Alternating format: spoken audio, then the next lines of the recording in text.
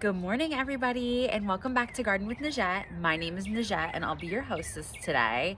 And today we are talking about the wonderful tomato. My favorite all-time crop that I like to start for the summer now are going to be tomatoes. Tomatoes are the quintessential produce item of the summer. They are a timeless item that every gardener should have in their garden. I love having a different array of tomatoes in my garden. That way I can pick and choose which one I want because each tomato is perfect in their own special way. Different tomatoes are great for different things. Different tomatoes can be used for canning, sandwiches, little snacks like bruschetta, salads, and different pasta sauces. Each one has their own purpose. So with that being said, let's get into the wonderful world of tomatoes. I do want to mention that on All Things Girly, I do have a chart that I specially designed for about over 10 different types of tomatoes that can show you all of the growing requirements for tomatoes. So go ahead and check that out and let's get into it. When you are planting tomatoes, whether it be in ground, like behind me, a raised bed right next to me, or even pots, it's important to remember that tomatoes require at least 6 to 8 hours of sunlight a day.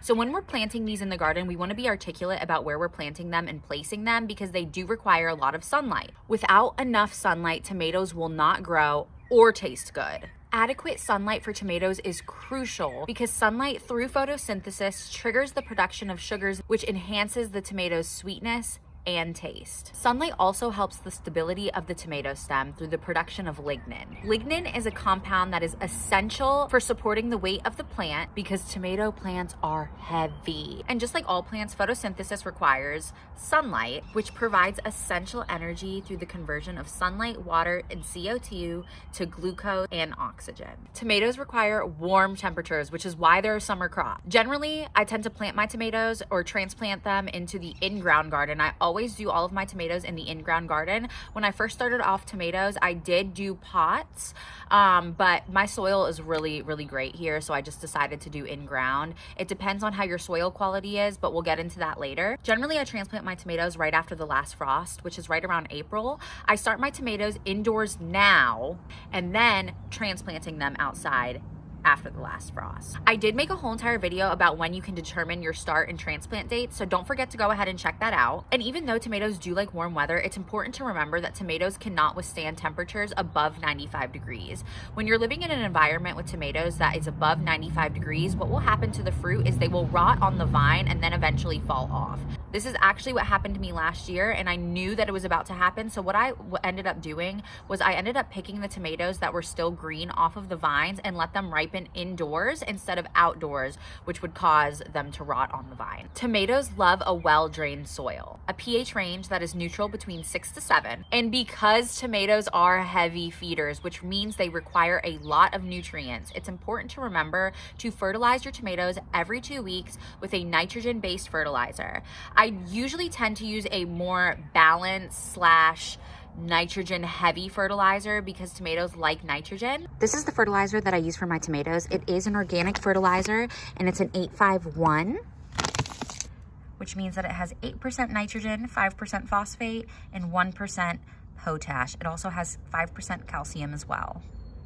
It's best to fertilize your tomato plants every 2 to 3 weeks. Before I do transplant my tomatoes in the ground, I tend to treat the ground with in-ground garden soil, mushroom compost, and a heavy nitrogen-based fertilizer. After the ground is treated, that's when I go ahead and transplant my tomatoes in. There are so many different types of tomatoes that can range from meaty to hearty to juicy to sweet. That's why I like to choose all different types of tomatoes to have in my garden. I do recommend for a first-time tomato grower to start with either cherry or grape tomatoes. They're super easy to grow, and I always found success for me personally when I was a first-time gardener to start growing cherry or grape tomatoes because they are rapid growers. They are so easy to grow, whether it's in a pot, raised bed, or in ground. And sometimes they seem to do better than your regular larger tomato counterpart. Some of these grape tomatoes could range from yellow pear, jelly bean hybrid, or red cherry. When choosing a tomato variety, it's important to remember the differences between indeterminate and determinate tomatoes.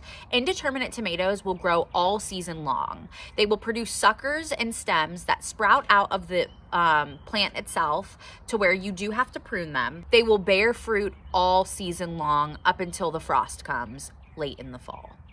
With determinate tomatoes, they will have about 1 to 2 fruiting periods per season, and then the plant will die off. Most seeds that you'll find in stores or plants that you'll find at Lowe's tend to be indeterminate tomato varieties. I do want to mention that tomatoes can be prone to different pests and diseases. Tomatoes can be prone to certain fungal diseases that cause the leaves to turn yellow or white. We want to make sure that we're constantly pruning our tomatoes throughout the season, because that way it'll have proper aeration throughout the leaves, and too many leaves will not be touching each other, so they won't turn yellow or continuously be wet throughout the season, which can cause certain fungal diseases. And that's pretty much it, you guys. As you can see, I've started my seeds indoors already. I started them about 2 weeks ago, and this time I am going to be doing Jubilee, Yellow Pear, San Marzano tomatoes, and then Pink Belgium. Last year I did do Yellow Pear and Pink Belgium, and then the year before that I did Jubilee. However, I did not plant the Jubilee in the sunlight directly, so it did not fruit until, I want to say, late fall. So like I said in the beginning of that video, beware of that. I really appreciate everybody for listening, and I'll see you guys in the next video. Thanks, and happy gardening. Don't forget to hit the subscribe button, and I'll see you in the next video.